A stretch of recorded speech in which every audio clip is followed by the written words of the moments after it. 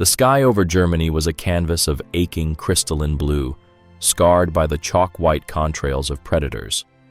Down below, the world had become an abstract map of greens and browns, a place of no consequence. Up here, in the thin, frigid air 6 miles above the earth, was the only reality that mattered. Inside the cramped cockpit of a P-51 Mustang, a young pilot, his face a mask of concentration behind the cold oxygen mask, was locked in a deadly ballet with a Messerschmitt Bf 109. The German fighter, a shark in mottled camouflage, twisted and climbed, trying to shake the American off its tail. The Mustang, a silver dart of singular purpose, clung to its prey. The pilot's hands, covered in sweat-soaked leather, were fused to the control stick and throttle. His world had shrunk to the crosshairs of his gun sight and the enemy plane trapped within it. His thumbs hovered over the firing button on the stick, a button that was not merely a switch, but a conduit to a god. It was the trigger for the M2 Browning 50 caliber machine gun, the Modus, a weapon of such sublime and terrifying power that its voice was the sound of judgment itself. When he pressed it, the entire aircraft shuddered, as if a wild beast had been unleashed from within its aluminum skin. It wasn't the sharp crack of a rifle, it was a deep, guttural roar that vibrated through the pilot's very bones. 6 of these guns, 3 in each wing, spoke at once. They were a choir of destruction, spitting out a torrent of 50 caliber rounds, projectiles the size of a man's thumb, each a miniature artillery shell. They ripped through the air at nearly 3,000 feet per second, a stream of incandescent fury that could sever a wing, atomize a cockpit, or turn an engine block into a mangled ruin of smoking metal. This was the heavenly hammer, the tool that was meant to sweep the Luftwaffe from the skies and grant American pilots dominion over the air. When it worked, it was magnificent. The pilot squeezed a short, disciplined burst. A string of luminous tracers reached out, impossibly fast, and stitched a fiery line across the Messerschmitt's tail. The German pilot, panicked, threw his plane into a violent dive. The American followed, the scream of his Merlin engine filling the heavens. He was closing the distance. He had him. The gun sight centered perfectly on the German's cockpit. This was the moment of truth, the kill shot. His thumb depressed the button again. The guns roared for a second. Thump, thump, thump, thump. And then, silence. A dreadful, profound, and absolute silence. The glorious thunder was gone, replaced by the lone whistle of the wind over his canopy. The pilot's heart hammered against his ribs. He jabbed the button again. Nothing. The vibration that had coursed through his body vanished, leaving a chilling stillness. The guns were dead, jammed. In that instant, the hunter became the hunted. The heavenly hammer, the guarantor of his survival, had become a useless collection of inert steel, 600 pounds of dead weight in his wings. Below him, the German pilot, realizing his pursuer was no longer firing, began a slow, confident turn. The American was now a fish in a barrel, a defenseless target in a vast, empty sky. The flaw was not in the design of the gun itself. It was a masterpiece of engineering. The flaw was insidious, hidden, and it was turning the most powerful air-to-air weapon in the world into a death trap. The problem wasn't a secret whispered in the shadows of hangars. It was a roar of frustration echoing from every airbase, from the muddy fields of England to the sun-baked runways of the Pacific. It lived in the terse, angry language of after-action reports, scrawled by men whose hands still trembled with the adrenaline of combat and the chilling memory of sudden impotence. These were not formal complaints. They were cries for help, sent down from the heavens. Engaged 2 FW-190s at 25,000 feet, one report would read, the pencil strokes biting into the cheap paper. Fired a 2-second burst. Port, inner, and outer guns jammed. Starboard guns jammed after 1 second. Broke off engagement. Enemy aircraft escaped. Another, from a B-17 waist gunner was more visceral. Bandits at 3 o'clock high. My gun fired 5 rounds and stopped cold. I was a sitting duck. Watched tracers from Jerry go right past my face. We need guns that shoot. These documents, piling up on the desks of ordnance officers, painted a grim mosaic of failure. They spoke of pilots lining up perfect, can't-miss shots on enemy bombers, only to have their guns fall silent. They told tales of fighter escorts, sworn to protect the lumbering flying fortresses, suddenly finding themselves unable to fend off swarms of German interceptors. For every story of heroism, there was a quiet, bitter counterpoint of mechanical betrayal. The pilots trusted their lives to their machines, and the machines were failing them. The anger was palpable in the debriefing rooms. Young men, their faces still smeared with cordite and grease, would slam their helmets on the table. They weren't engineers. They didn't speak in terms of feed mechanisms or headspace tolerances. They spoke a simpler, more brutal language. "It's the damn belts," one would say, his voice tight with fury. "You can have the best gun in the world, but if you can't feed it bullets, it's just a goddamn paperweight." Letters home, censored and stripped of tactical details, carried a more subtle, haunting echo of the crisis. A pilot might write to his sweetheart, "The sky was busy today," a sterile phrase to mask the terror of being defenseless, of watching a friend's plane spiral down in flames because his own guns refused to speak. The fear was twofold: the fear of the enemy, and the more insidious fear of your own equipment. The Luftwaffe you could see and fight, but how do you fight a jam? How do you combat a weapon that decides, on a whim, to abandon you in the moment of greatest need? This chorus of desperate voices grew from a murmur to a deafening clamor that could no longer be ignored by the high command. It wasn't just about lost planes or missed opportunities. It was a crisis of morale.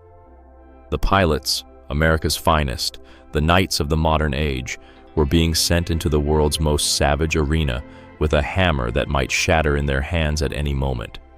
Their pleas, carried on waves of radio static and pages of official reports, were an indictment of a system that had given them a magnificent sword with a fatal crack in its blade. The villain was not a product of German or Japanese ingenuity. It was not a secret weapon or a cunning tactic. The enemy was humble, unassuming, and it was packed into ammunition boxes by the million. It was a simple belt of woven cotton fabric, a direct descendant of the ammunition systems used in the mud-soaked trenches of the First World War. On the ground, in the stable, temperate conditions of an infantry engagement, it had been a reliable workhorse, but in the hostile vertical battlefield of the skies, it became a saboteur. The first act of betrayal began on the ground, often in the gray, weeping dawn of an English airfield, or the sweltering, humid nights of a Pacific island. Fabric breathes, and in the damp air, the cotton belts drank the moisture from the atmosphere. Ground crews, working under immense pressure, would load these seemingly dry belts, hundreds of rounds long, into the feed chutes of the planes.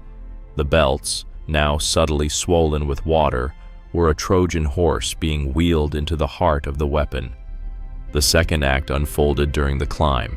As a fighter plane clawed its way to altitude, the environment outside turned alien. The temperature plummeted to 40, 50, even 60 degrees below zero. The moisture that the belts had so greedily absorbed now froze. A flexible ribbon of woven cotton became a brittle, unyielding slat of ice-infused canvas. It lost its pliability, its very nature. It was no longer a belt. It was a serpent of stiff, frozen cloth, waiting to strike. The final fatal act occurred inside the gun itself. The M2 Browning is a marvel of mechanical precision, a symphony of violence timed to the thousandth of a second. For the gun to cycle, a small metal pawl in the feed mechanism has to grab the belt, pull it forward with immense force, and perfectly position the next cartridge to be stripped and shoved into the chamber. This relationship between the cartridge, the belt, and the chamber is a sacred geometry. A deviation of a hair's breadth is the difference between a deafening roar and a deadening click. The swollen, frozen, or stretched fabric belt was a vandal in this temple of precision. When the feed pal tried to grab the stiffened belt, it would sometimes fail to get a purchase, or, if it did, the belt would not align the cartridge correctly. The round would be presented to the chamber at a slight, almost imperceptible angle. The bolt, slamming forward with titanic force, would meet a cartridge not perfectly seated. The result? A jam, a failure to feed. Worse still, the powerful mechanism of the gun could become its own executioner. The force required to pull a long, heavy belt of 50 caliber ammunition at over 800 rounds per minute was immense. A belt weakened by moisture and stress could simply be torn apart by the very gun it was meant to feed. The fabric would rip, leaving the gun choked and the pilot with a useless string of ammunition dangling from his wing. This was the insidious nature of the enemy. It didn't attack the gun, it corrupted it from within, using the very environment of aerial combat as its co-conspirator. It was a ghost from a bygone war, haunting the most advanced machines of the present. The arsenal of democracy was a beast of biblical proportions. It was a nation transformed into a single great factory, its heart a furnace of roaring steel mills, its arteries the endless miles of railway track, and its hands the million-strong army of workers on the assembly lines.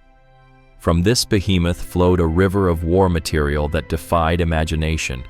Ships that slid into the ocean every few days, tanks that rolled off the line every hour, and aircraft that seemed to spring fully formed from the earth.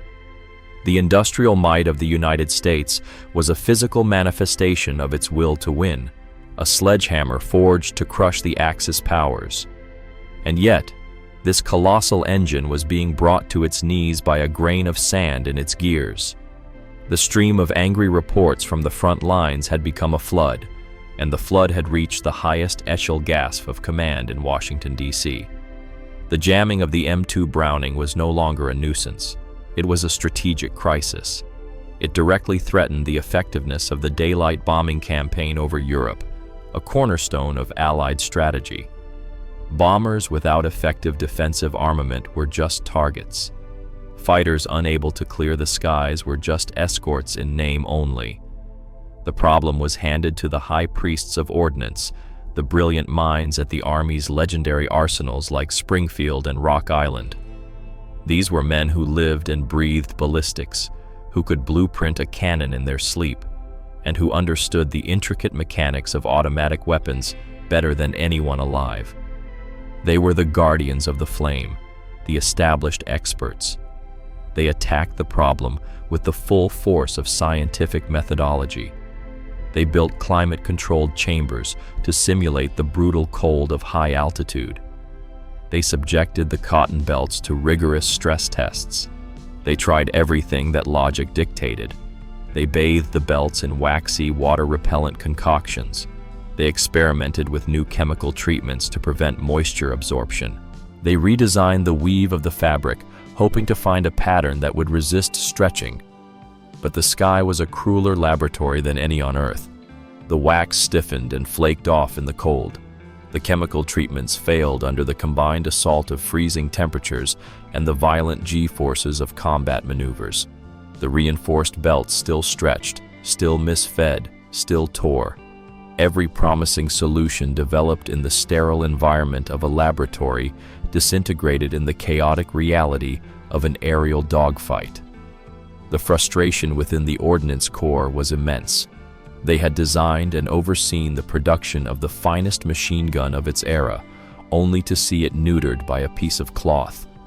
The memos that circulated grew increasingly desperate. A consensus began to form. A quiet admission of defeat whispered in the corridors of the Pentagon. The problem wasn't the gun. It was the fundamental limitation of the material. There was simply no way to make a fabric belt that could perform reliably under the extreme and varied conditions of modern air combat.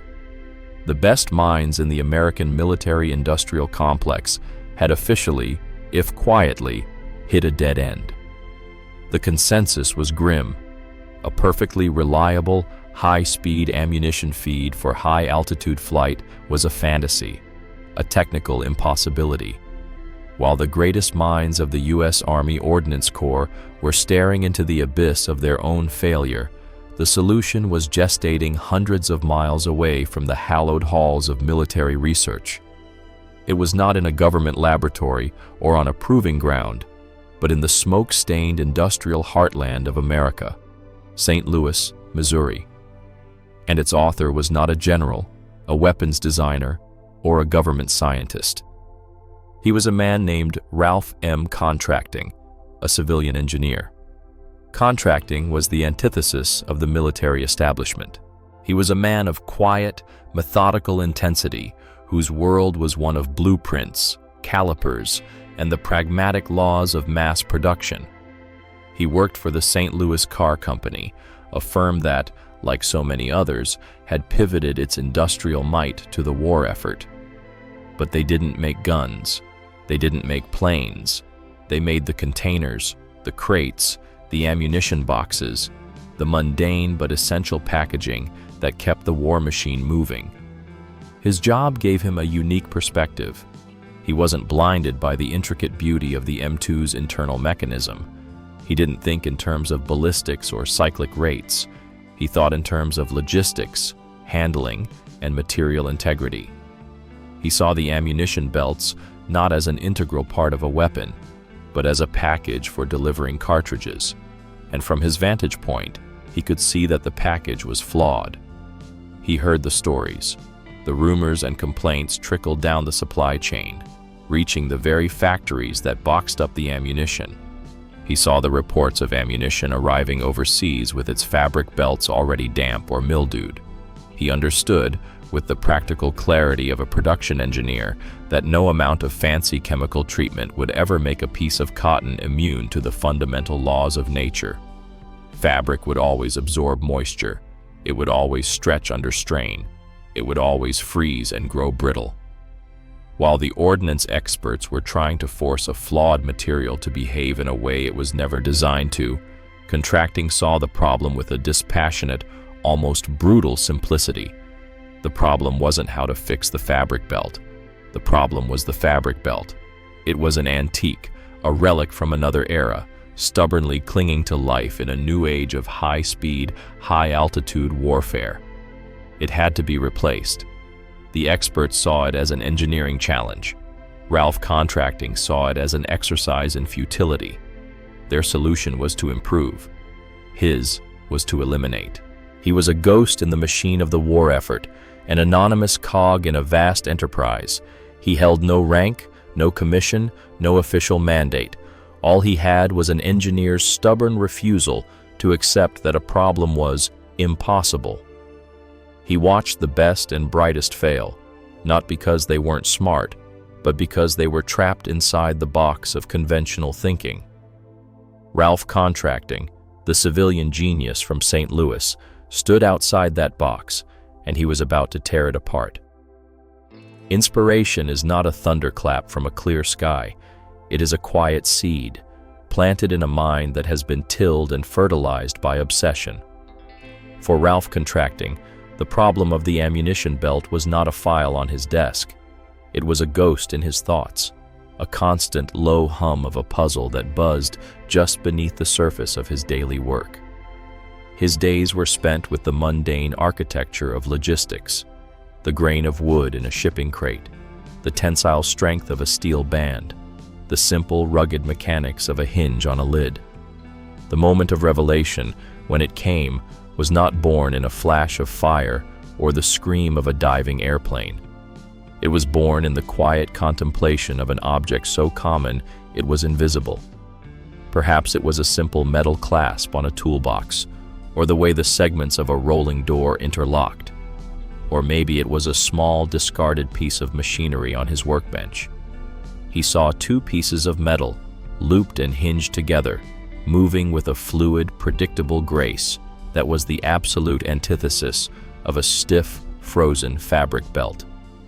In that instant, the ghost in his mind took solid form. A lightning flash of insight connected the world of a St. Louis factory floor to the frozen stratosphere over Europe. The experts were trying to perfect an imperfect medium. He would discard the medium entirely. The fabric was the problem? Then the solution must be made of steel. But a simple metal belt wasn't the answer. That would be heavy, clumsy, and would create a new problem. A long, clattering chain of empty metal whipping around inside the wing of an aircraft. The true genius of the idea that bloomed in his mind was not just its material, but its philosophy. It was the concept of disintegration. He saw it with an engineer's perfect internal vision. A chain forged not of thread, but of logic. It would not be a single, continuous belt. It would be a series of small, identical steel clips. Each clip would be a marvel of simplicity, stamped from a single piece of metal. It would have a small cradle to hold the body of a .50 caliber cartridge. On one side, it would have two interlocking loops. On the other, a single loop that would fit perfectly between the two loops of the next link. And here was the heart of the revelation, the detail that elevated the idea from clever to revolutionary. The hinge pin that held the links together would be the ammunition itself. The long brass-cased cartridge would slide through the three nested loops, locking the chain together. The belt would exist only as long as it was full. The moment the gun's mechanism stripped around from the belt to chamber it, the pin was pulled. The now empty link, its purpose served, was no longer connected to the chain. It would be ejected from the gun along with the spent shell casing. The belt would simply vanish as it was used, link by link. It was a solution of breathtaking elegance. It solved every problem at once. A metal link would not swell with moisture. It would not freeze. It would not stretch. And it was strong enough to be pulled by the gun's powerful mechanism without any risk of tearing. There would be no long, empty belts to snag or jam the works. There was only a perfect, relentless stream of ammunition. And then, nothing. The problem of the fabric belt was not just solved, it was annihilated. In the quiet of his mind, Ralph Contracting had just rendered a century of weapons design obsolete. He reached for a drafting pencil. An idea, no matter how brilliant, is a fragile specter. It exists only in the mind of its creator and in the faint pencil lines on drafting paper. To give it life, it must be thrust into the world, and the world is a fortress guarded by skepticism and inertia. Ralph Contracting's fortress was the United States military bureaucracy, a monolithic entity with a 1,000-year stare, utterly unimpressed by the frantic passions of solitary men. His first creations were not forged in steel. They were cut from cardstock, folded and glued with the patient precision of a watchmaker. He made them to hold pencils instead of cartridges, demonstrating the simple, beautiful logic of his interlocking design. He then graduated to soft metal, bending and shaping small pieces of tin in his workshop, creating a crude but tangible chain. The links were clumsy, the tolerances were off, but when he slid a dummy .50 caliber round through the loops, the ghost became flesh. It worked. The principle was sound. Armed with his blueprints and a small, clinking handful of his metal prototypes, Contracting began his assault on the fortress. He did not storm the gates. He walked to the post office. He mailed his detailed proposal, complete with meticulous drawings and a clear explanation of its merits, to the Army Ordnance Department. He sent his message in a bottle into the vast, churning ocean of wartime bureaucracy. And the ocean answered with silence. Weeks turned into a month. His letter, his drawings, his revolutionary idea, they had vanished into the maw of the system. To the ordnance experts, this was just another crank proposal from the hinterlands. They were the professionals. They had already concluded that a reliable belt feed for high-altitude combat was a pipe dream. Who was this civilian engineer from a box company to tell them otherwise? The proposal was likely filed away, a footnote in a file cabinet overflowing with well-intentioned but impractical ideas. But contracting was not a man easily deterred. He was an engineer, and his belief in his solution was not based on ego, but on irrefutable mechanics. The design worked. Therefore, the system was the part that was broken, not his idea. He began to knock on other doors. He used his connections at the St. Louis Car Company to find the names of procurement officers, military liaisons, anyone with a uniform and a sliver of authority. He wrote more letters. He made phone calls. He was a persistent, polite, and utterly implacable nuisance. Finally, a crack appeared in the wall. A mid-level officer at the Army Air Force's headquarters, perhaps weary of contracting's relentless correspondence or possessing a rare sliver of genuine curiosity, granted him a meeting.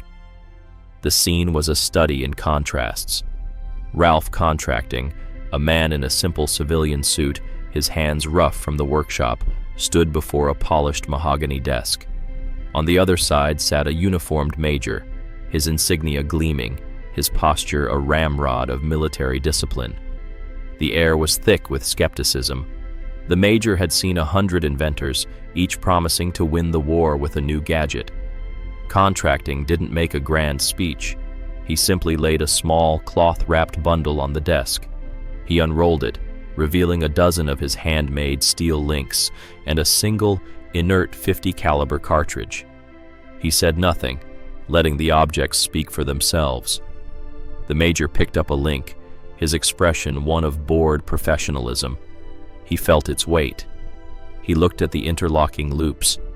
Then Contracting took 2 links and, with a simple fluid motion, slid the brass cartridge through their loops, locking them together. He then pulled the cartridge out, and the 2 links fell apart. The major's expression did not change, but his focus sharpened. He repeated the action himself. Click. The links joined. Click. They separated. The elegant, brutal simplicity of the design was undeniable. It was not a theory. It was a physical fact, right there in his hand. He looked up from the metal links to the quiet, determined face of the civilian engineer. The fortress had not fallen, but a door had just been unlocked. A military proving ground is a church of controlled violence. It is a place of sacred rituals, where theories are either sanctified by the fire of live testing or cast out as heresy. For his trial by fire, Ralph Contracting was brought to one of these temples of ordnance. It was a flat, windswept expanse of dirt and concrete, lorded over by a massive earthen berm that had absorbed millions of rounds, its face a pockmarked testament to the gods of ballistics.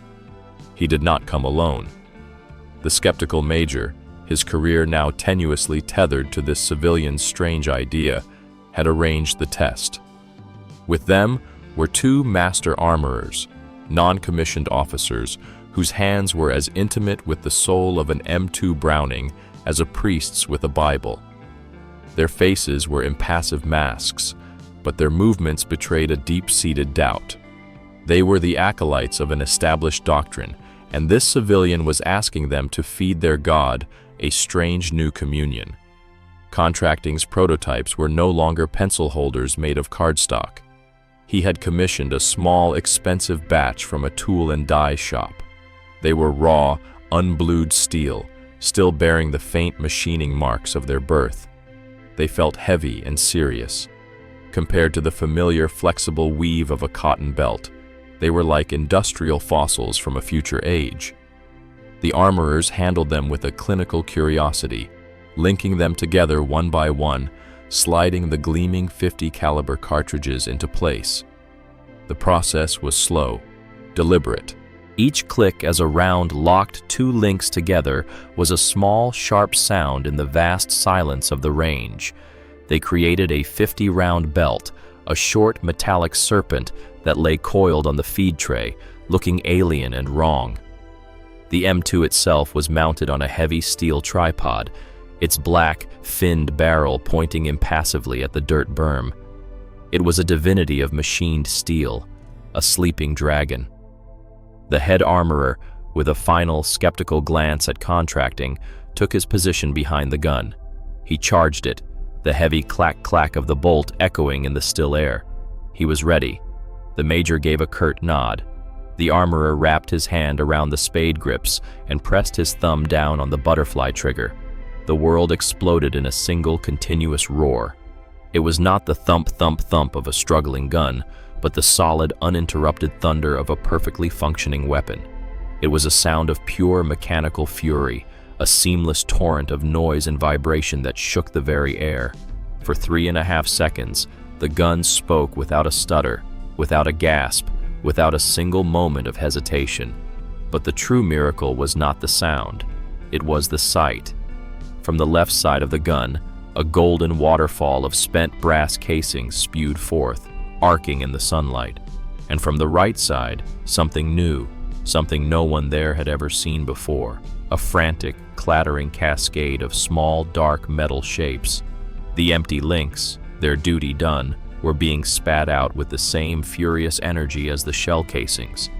It was a shower of metallic confetti, the physical evidence of a process that the experts had deemed impossible.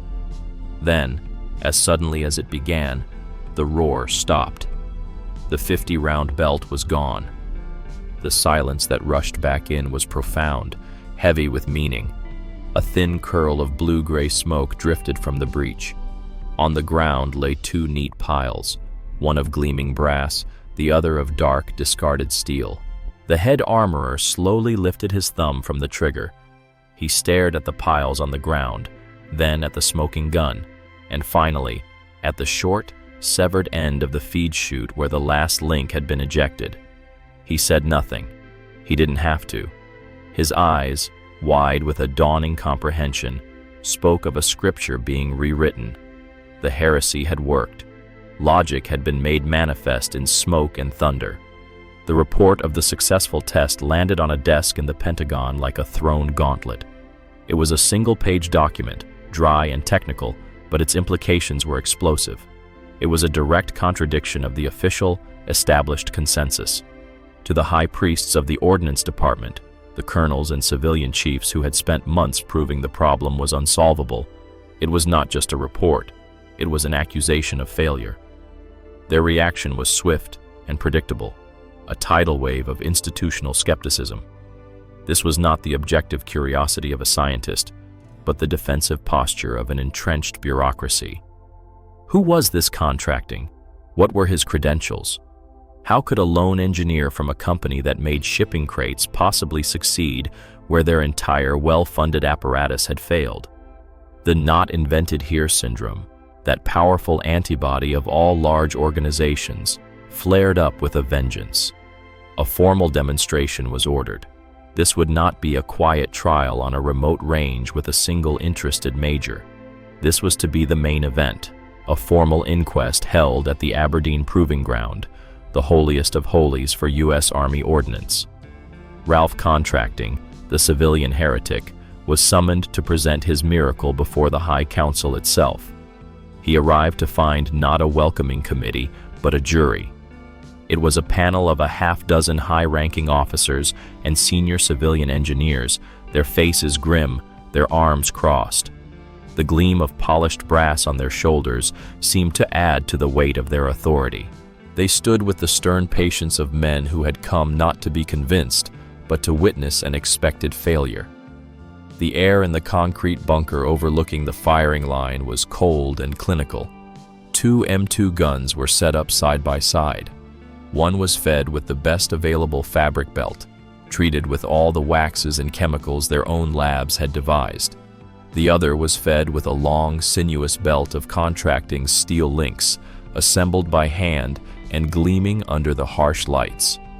The test protocol was designed to be brutal. The guns would be fired in long, continuous bursts. They would be tilted to extreme angles to simulate the G-forces of a dogfight. The fabric-belted gun went first. It roared to life, and for a few glorious seconds, it performed flawlessly. Then came the telltale stutter. A slight hesitation, a hiccup in the rhythm, followed by a jam. An armorer cleared it. It fired again. It jammed again.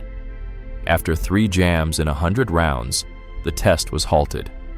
The officers nodded grimly, their expressions unchanged. This was the reality they knew. Then, all eyes turned to Contracting's gun. An almost theatrical silence fell over the bunker. This was the moment. The chief armorer gave the charging handle a pull, chambering the first round from the metal belt. He aimed the gun skyward at a 45-degree angle and pressed the trigger. The gun did not roar. It screamed.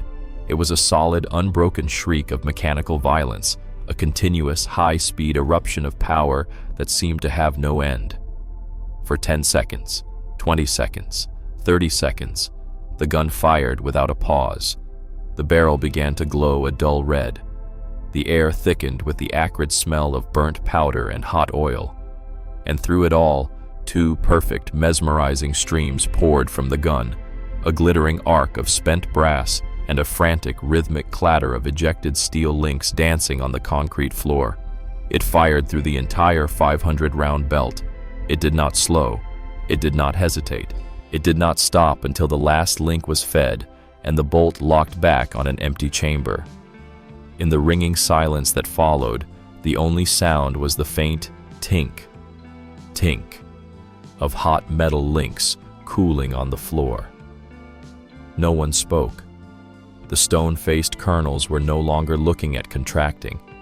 They were staring at the gun, at the enormous, gleaming pile of brass, and at the equally large pile of discarded steel links. The evidence was not just irrefutable, it was deafening. It was a 500-round-per-minute argument that could not be countered. One of the senior colonels, a man with silver hair and a chest full of ribbons, walked slowly out of the bunker and over to the still-smoking gun. He bent down, his knees creaking, and picked up one of the empty steel links. It was still warm to the touch. He turned it over and over in his gloved hand, examining the simple, elegant design as if it were a strange artifact from another world. He looked at the mountain of spent casings. Then he looked back at the link in his hand. Without turning around, he spoke to no one in particular, his voice a low grumble of capitulation. "Well, I'll be damned," he said. "Get this man whatever he needs." The battle was over. The skeptics had not been persuaded. They had been overwhelmed. The dam of skepticism had not just cracked, it had burst. The "I'll be damned" grumbled by a single colonel at Aberdeen echoed through the corridors of the Pentagon, transforming almost overnight from a grudging admission into a thunderous, top-priority directive. The green light given to Ralph Contracting's invention was not the gentle glow of approval. It was the searing, urgent glare of a national emergency finally finding its solution. The problem now underwent a monstrous metamorphosis. The challenge was no longer one of invention, but of biblical multiplication. A single fighter plane carried thousands of rounds. A heavy bomber carried over 10,000. The Army Air Forces had tens of thousands of aircraft. The math was staggering, leading to a demand that was almost astronomical. America needed not thousands, not millions, but billions of these small, perfectly stamped steel links, and it needed them yesterday. The gears of the war machine, once grinding in frustration, now engaged with a savage, purposeful shriek. Ralph Contracting was pulled from the relative obscurity of St. Louis and became the nexus of a frantic, nationwide industrial effort. He was no longer a petitioner. He was the oracle. His blueprints became sacred texts. He worked side by side with the very ordnance engineers who had once dismissed him, their former skepticism replaced by a frenetic, desperate energy. The new challenge was to translate the elegant simplicity of his design into a language that could be understood by the colossal stamping presses and die-cutting machines of the arsenal of democracy. Factories that had been churning out hubcaps, kitchen utensils, and metal toys were commandeered and retooled. The DNA of contracting's invention, the precise curves, the exact thickness of the steel, the critical tolerances of the interlocking loops, had to be encoded into massive, hardened steel dies. It was a race to build the machines that would build the machines that would stamp out the links. The heart of the arsenal of democracy began to beat to a new, faster rhythm. The percussive, deafening chunk, chunk, chunk of gargantuan presses, each one birthing hundreds of links per minute. What had been a trickle of handmade prototypes became a stream, then a river, and finally a torrent of steel. The links poured from the presses into huge bins, clattering like metallic hail. They were tumbled, deburred, and coated in a black, rust-proof finish. From there, they were funneled into a logistical pipeline of unprecedented scale. Special machines were designed to rapidly load the cartridges into the links, creating shimmering, snake-like belts of ready ammunition. These belts, packed into new, smaller wooden crates, began to flow out of the factories and across the country to the ports of embarkation. They were a torrent of liberation, a physical manifestation of a problem solved. Every crate that was loaded onto a Liberty ship in New York or San Francisco was a promise to a pilot or a gunner in a distant theater of war, a promise of a gun that would not fail. The Steel River flowed across the Atlantic and the Pacific, a race against time and a race against the enemy, destined for the airfields of England, the jungles of New Guinea, and the coral atolls of the Pacific. The heavenly hammer was about to be reforged. The first sign of the revolution was not a proclamation from a general, but a quiet change in the demeanor of the ground crews. The slumped shoulders and frustrated curses that had accompanied the loading of ammunition belts vanished. In their place was a new, brisk confidence. The armorers now handled the ammunition with a certain swagger, snapping the shimmering metallic belts into the feed trays with a satisfying, authoritative thud. This was not the flimsy, temperamental fabric of old. This was steel. This was certainty. That certainty traveled up into the cockpit.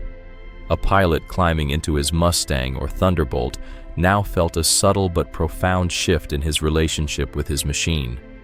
The serpent of ammunition coiled in his wings was no longer made of cloth and fear, but of interlocking steel and promise. The nagging doubt, the tiny voice that whispered, "What if it jams?" was silenced. It was replaced by a cold, thrilling awareness of the raw, unadulterated power that now lay beneath his thumb.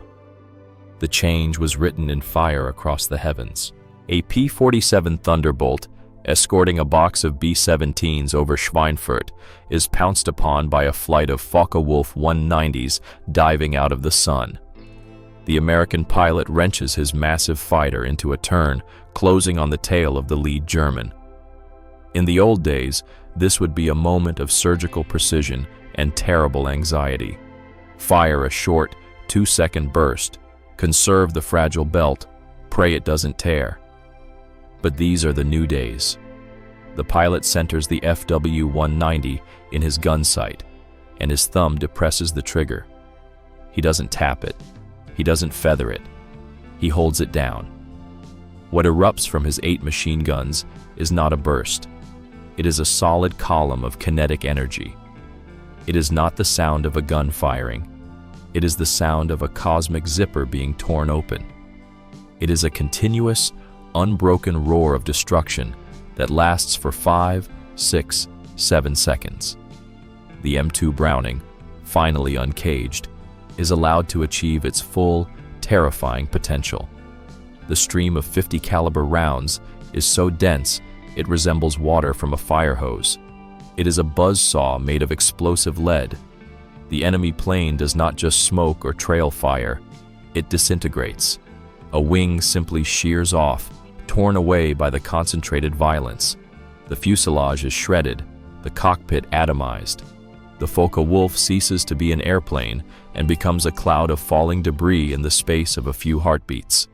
The other German pilots, witnessing a level of firepower they have never encountered, break off their attack in shock and disarray. This scene was repeated, with variations, across every front. From the skies over the oil fields of Ploesti to the seas off Okinawa, the story was the same. Bomber gunners, who once fired in cautious, jam-fearing bursts, could now throw up an impenetrable wall of continuous fire, a box of flak that enemy fighters could not penetrate. Kill ratios began to climb. Seasoned Luftwaffe and Japanese veterans, who had learned to count the seconds of an American pilot's burst and attack in the lull, suddenly found that there was no lull. The guns just kept firing. The tide of the air war had not just been turned, it had been swept away by a torrent of steel. The tactical balance of power was irrevocably altered, and it was all because a small, elegantly designed piece of metal had finally allowed the heavenly hammer to fall with all its intended force, again and again and again, without fail. The war ended in a crescendo of mushroom clouds and signed surrenders. The great roaring engine of the arsenal of democracy throttled down, and a strange, unaccustomed quiet settled over the world. The factories that had hammered out the instruments of death were gradually returned to the rhythms of peace. But while the fleets were mothballed and the vast armies demobilized, one small, perfect piece of the war machine did not retire. Ralph Contracting's disintegrating metal link was too simple, too robust, too flawless to be superseded. It was not a wartime expediency. It was an evolutionary leap. It went on to achieve a kind of anonymous immortality. The M2 Browning, the ageless Ma Deuce, continued its reign as the free world's heavy machine gun of choice. And wherever it went, the steel links went with it.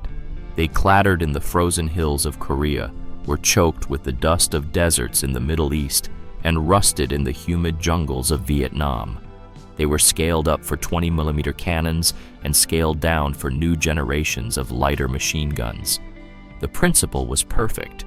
It became so fundamental, so utterly ingrained in the mechanics of automatic weaponry, that it ceased to be an invention at all. It was simply the way things were, a gospel written in stamped steel. And what of Ralph Contracting, the quiet civilian genius from St. Louis, who had stared down the assembled might of the Ordnance Department and won? Did he become a titan of industry, a household name celebrated for his contribution?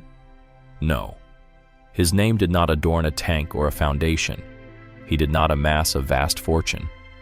The government, in recognition of his monumental contribution, awarded him a sum, significant, but by no means a king's ransom. And then he faded back into the fabric of the nation he had helped to defend. He returned to a life of quiet work, a man of blueprints and production lines. He was an engineer who had been handed an impossible problem, and he had solved it with elegant, irrefutable logic. For him, that was perhaps enough. His reward was not fame, but the quiet satisfaction of a job perfectly done. So his legacy is not written in stone or bronze. It is forged in steel, and it is reenacted millions of times a year on firing ranges and in conflict zones around the globe. It lives in the absolute, unquestioning faith that a soldier, a sailor, or an airman has in their heavy machine gun. It is heard in the frantic, metallic rain of ejected links dancing on the deck of a ship or the floor of a Humvee. It is the ghost of a good idea, a perfect and enduring solution, a small piece of anonymous genius clattering on the ground long after the sound of the gunshot has faded. Thank you for watching to the end. If you liked it, please give it a like, subscribe, and don't forget to hit the bell so you don't miss new videos. There are more amazing stories to come. Take care of yourselves and your loved ones.